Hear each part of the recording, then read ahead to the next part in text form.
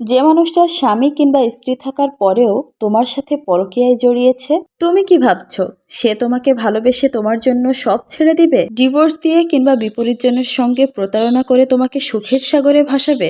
নাকি ভাবছো প্রথমজন তাকে সুখী করতে পারেনি বলে কিংবা অপছন্দের কারণে তোমার কাছে এসেছে? তাহলে শোনো, এই ধরনের মানুষ কখনো কাউকে ভালোবাসতে পারে না, কাউকে সুখে রাখার সামর্থ্য এদের নেই। আই রিপিট, এই ধরনের মানুষ কখনো কাউকে ভালোবাসতে পারে না, কাউকে সুখে রাখার সামর্থ্য এদের নেই। শুধুমাত্র প্রতারণা ছাড়া যে নারী কিংবা পুরুষ পরকীয়ার কারণে তার সংসার নষ্ট করে বা কাউকে এক পৃথিবী সমান স্বপ্ন দেখিয়ে তার সাথে দাম্পত্য জীবন শুরু করে তাকে ঠকাতে পারে, যার সাথে দিনের পর দিন ঘনিষ্ঠ হয়ে তার প্রতি ভালোবাসার অনুভব করতে না পারে কিংবা তার হয়ে থাকতে না পারে, সে মানুষ তোমাকেও ভালোবাসবে না।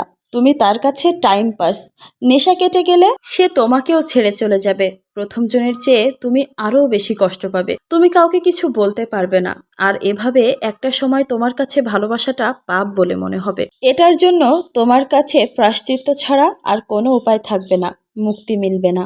একদল বানর এক কৃষকের ক্ষেতে প্রতিদিন ভুট্টা চুরি করে খেত। এজন্যই বানর দেখলেই প্রতিদিন লাঠি নিয়ে তাড়া করত ক্ষেতের মালিক। ফলে বানররা আর মনের স্বাদ মিটিয়ে ভুট্টা খেতে পারত না। একদিন হঠাৎ করেই ওই ক্ষেতের মালিক অর্থাৎ কৃষক মারা গেলেন। আর সে কথা বানররা যখন শুনলো তখন খুব তারা খুশিতে নাচানাচি করলো। কিন্তু কৃষক না থাকার কারণে পরের বছর একেবারেই কোনো ভুট্টা হলো না। তখন ক্ষুধার্ত বানরের পাল খুব অচিরেই বুঝতে পারলো যাকে তারা শত্রু বলে মনে করেছিল সেই কৃষকই তাদের খাদ্য উৎপাদন করত। এর থেকে আমরা কি শিখলাম বলেন তো?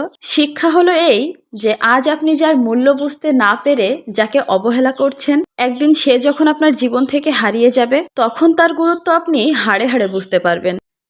ঠিক তেমনি স্বামী স্ত্রীর সম্পর্ক। পৃথিবীতে স্বামী বা স্ত্রী কখনো মনের মতো হয় না। স্বামীকে স্ত্রী আর স্ত্রীকে স্বামীর মনের মতো বানিয়ে নিতে হয়। স্বামী স্ত্রীর মধ্যে ভুল বোঝাবুঝি, রাগ, অভিমান এগুলো হতেই পারে। এ সমস্যার সমাধান এমনিতেই হয়ে যায়। তাই বলে এমন ভুল করবেন না যাতে পরবর্তীতে আপনার সংসারটাই ভেঙে যায়।